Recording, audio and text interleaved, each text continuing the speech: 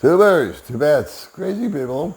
Hey, I want to take one quick second and just thank all of the folks that have subscribed recently. For some reason, there's been a big uptick in subscribers here to the Little Dog family. And I just want to let you know that you're not only welcome, but you are appreciated, as well as those that have been with me, well, maybe since day one. Anyway, this video is going to be titled something to the effect of, has my simple, innocent little province girl changed? And if so, has she changed for the worse or has she changed for the better? I think you and I both know that over time people change, and I think you and I both know that it can go in either direction. So during this video, I'm going to try to show some real life examples of not only my own relationship, but those real life examples of those that I have observed. Some have gone this way and some have gone that way. All right, and so here comes my little video. Okay, so I guess this story really isn't all that unique. You've heard it like I have, probably 1,000 times, and it's nothing really new. It's probably gone on for thousands of years, where the poor, simple, beautiful, innocent province girl will meet the expat or the foreigner who comes over here and looking for just that type of woman. And I have to confess that as a rule, and this is nothing new to you, Filipinas, just by their nature, are extremely humble, friendly, somewhat submissive to a degree. They have opinions. Easygoing, clean, agreeable, and aim to please. Now, that on the surface is awesome. However, I think sometimes on the part of the expat and sometimes just on the personality traits of this simple province woman that you may have met will determine which way the relationship will go. Now, you can take this woman and start to shower her with gifts and or not even that, just a better lifestyle. Take her from what my wife was exposed to, living in a simple place with no electricity, where when she couldn't afford a school uniform, her mother made her a skirt out of a burlap bag. She would carry water up the hill to the house. The bathroom was the jungle outside. No such things as toilet paper or any of that kind of stuff. And all of a sudden, here comes me or you or someone like us, and we meet this person, and we've struck some chord of harmony and mutual attraction, and she goes from that environment to our environment. And while we're not rich, for the most part of us, retirees by an American standard, we're millionaires compared to what they're used to. And I think that would apply anywhere in the world. If you take somebody out of squalor type of conditions and bring them up somewhat into more modern conveniences, that's definitely going to have an impact on it. Now, where I see things go sideways, and I'm sure you've heard the stories, is that this woman will come into the guy's life, and in the beginning, she's all of the aforementioned traits. She's a bit submissive or agreeable, would probably be a better word. She likes to cook and she likes to clean. She's non-argumentative. She takes really good care of her looks. She's super attentive, and that becomes something that the expat, number one, is not used to. And sometimes is having a hard time adjusting to it. It's like, well, this never happened back home. What's going on here? And so what the expat's general knee-jerk reaction is he tries to give this woman an opportunity.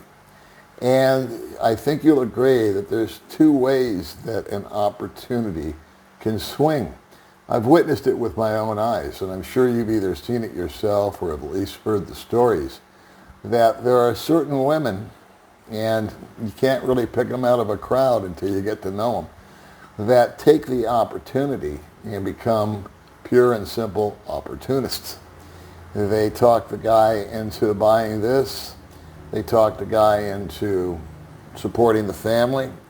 They talk the guy into buying them a business or getting them a new phone or this or helping the family, which I think I already mentioned. And it's kind of once the honeymoon period is over, the guy, I think, psychologically, he's thinking, you know what, I don't want to lose this thing.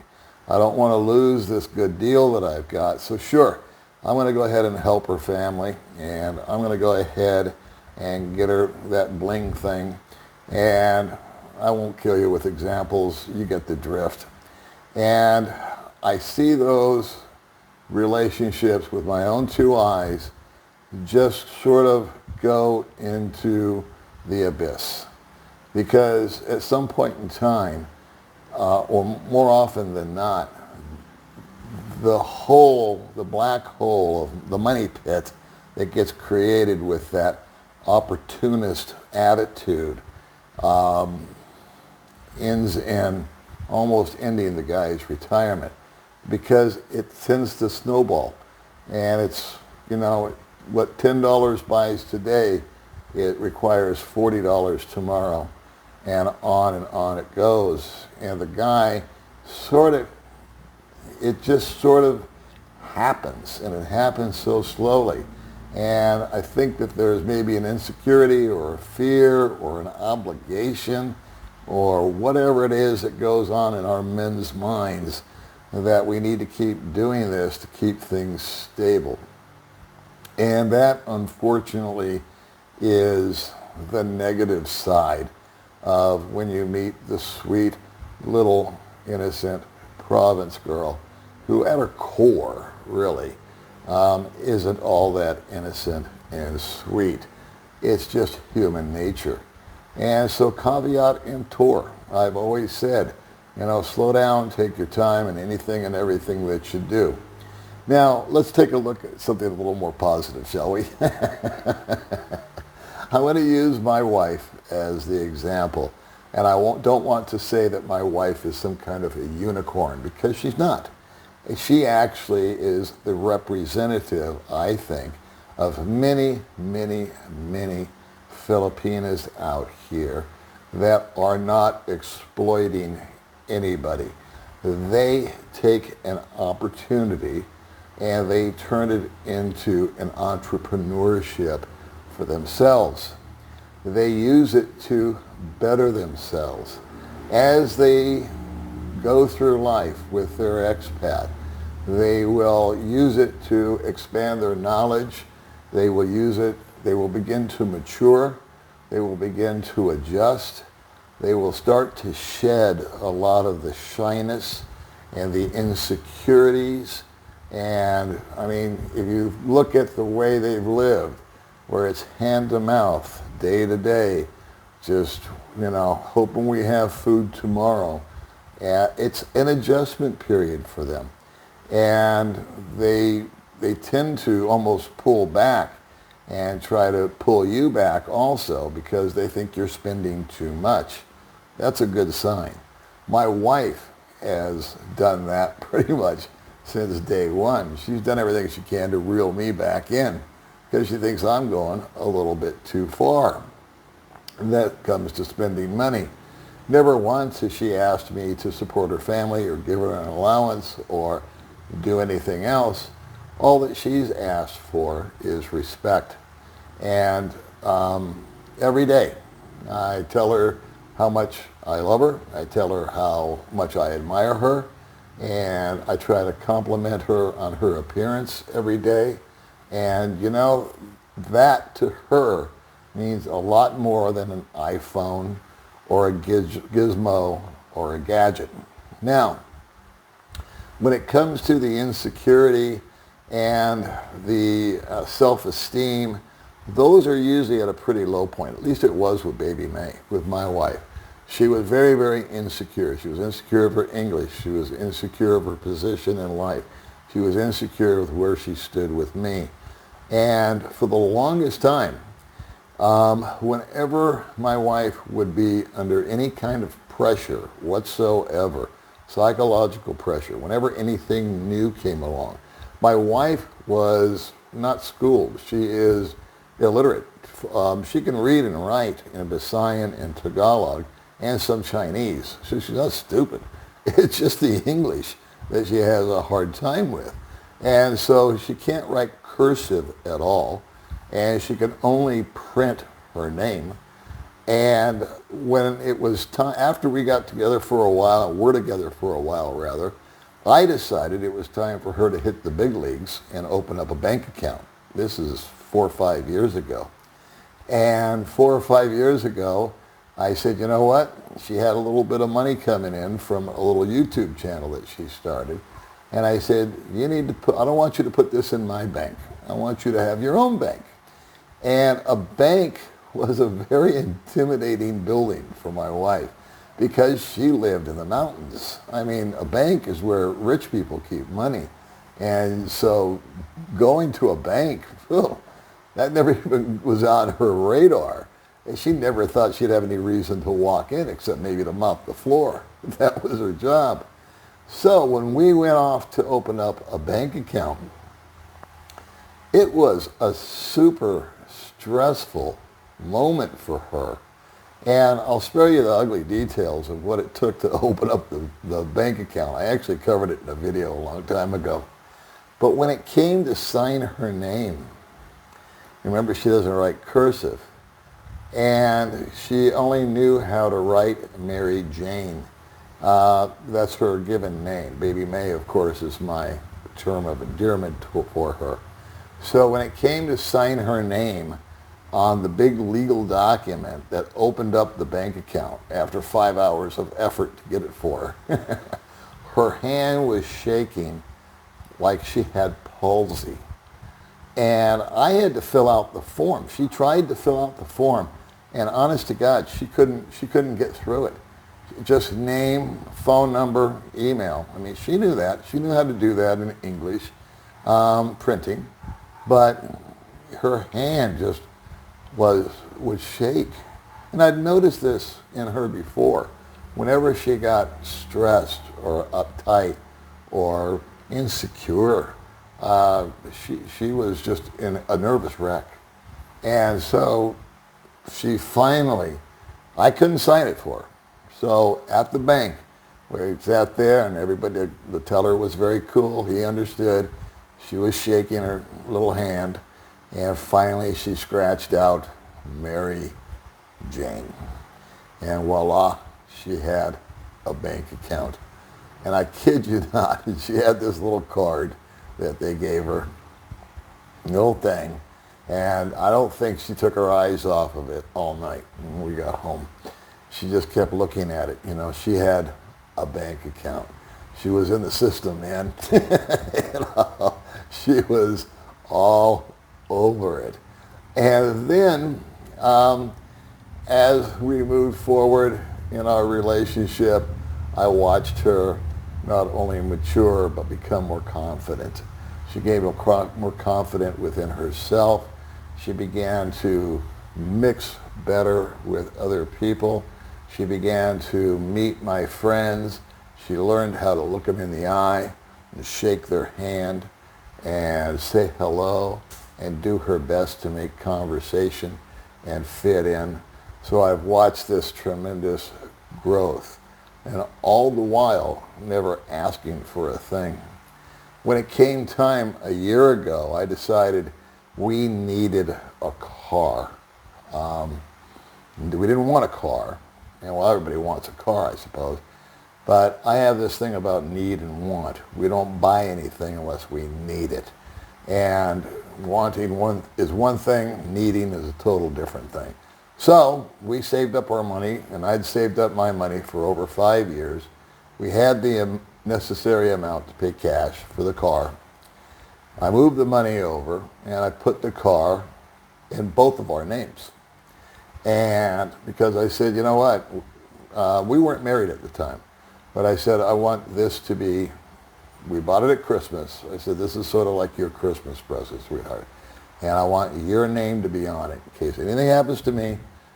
You know, you won't have any issues selling it or moving it. And if you're driving it, it'll be easier, long story short. So took 2 or 3 days, of course, to get the paperwork and all that squared away. And when it came time, it was her turn now to sign the paperwork. The hand, this was not a bank account anymore, this was a car. You know that her father, his biggest dream, his biggest fantasy was to have the opportunity not to drive or own, but just to sit in a new car. And she knew that when we bought this car, that we were going to be able to take it over to her father and not only let him sit in the car, but take him for a ride in the car. And when we took him for his first ride in the car, he cried. He actually wept. His dream had been fulfilled. And I looked at my wife, or my girlfriend at the time, his little girl, and she was just beaming. But back to buying the car. When it came to sign, I don't think she was thinking about, I'm going to get a car out of this deal. I truly believe, with my heart of hearts, that she was thinking, my father is going to get to sit in this car. And when she signed it, here came the palsy. Here came the shaking of the hand. All right. So then, after that, May and I became married. After 4 months of pure nightmare hell through the marriage bureaucracy, we became husband and wife. And that was 1 year ago. We just celebrated our 1-year anniversary. When we got married, she was going to sign her marriage license as a McGill for the first time. And she practiced going from just Mary Jane to Mary Jane McGill. And she practiced that McGill, I don't know how long. And then when we were in front of the judge and we finished our vows and it was time to sign off this deal, I signed my name, and here come old baby May. And she got through Mary Jane, but when it came to McGill, the hand was shaking. But we all watched, we all waited, and that was that. So for the last year, now that she's married to me, and she has this security blanket of knowing that I'm not going anywhere. She already knows all these insecurities about me finding someone new or running off or having an affair. You know, it's like a snake shedding its skin. It's just every day or every week or every month, this little simple province girl sheds that skin of insecurity and doubt and just the shame of not being educated and all this and all that. And she has rechanneled her energies into positive, constructive ways, not only to earn money, but in her own simple way, but to make a happy, healthy home environment. One that keeps the stress level low for me, and joy in the morning, and just a simple girl teaching a simple-minded man the simple life and the simple pleasures in life. Well, we had the opportunity about 4 months ago, 3-4 months ago, to purchase a piece of land. And that has been my ultimate goal since marrying my wife a year ago, was to give her a piece of planet Earth, because I want to leave her better off than I found her. And if I leave her I don't want her to have just a finite amount of money and then have it run out, and then where do we go? She's back to square one. So in my own little way, I've set her up with a driver's license. I forgot to mention she had to sign that one, McGill. Same thing. So she has a driver's license. She's on the automobile. She's mastered the driving of a scooter, which is great. And now she owns a piece of property. And when we went to go sign for the property, I didn't sign at all because it's not mine, it's hers. All I did was swipe my phone, transferred the money to the seller, and that was that. And there was about 17 to 27, I can't remember, pieces of paper where my wife had to sign Mary Jane McGill. And I sat there, and the other parties involved sat there, and they put the papers in front of my wife, and she signed them Mary Jane McGill, flipped the page, initial, sign. And I was just kind of like looking off into the distance. I wasn't paying a lot of attention. I was somewhat chatting with another gentleman that was there while she was doing that. And at the end of the signing, everybody shook hands, everybody said goodbye. My wife and I walked outside, and she looked up at me and she said, "Daddy Paul, thank you very much for what you've done for me." And I said, "Baby, it's my pleasure. I want you to have something." And she said, she looked up at me, and I'd never seen this look on her face before. But and I looked closely, and there were tears that were welled up in the bottom of her eyes. And there was this weird aura about her. And she said, "You know what happened, Daddy, when I signed the papers?" I said, "What, baby?" She said, "My hand, it didn't shake." I'll see you in the next video.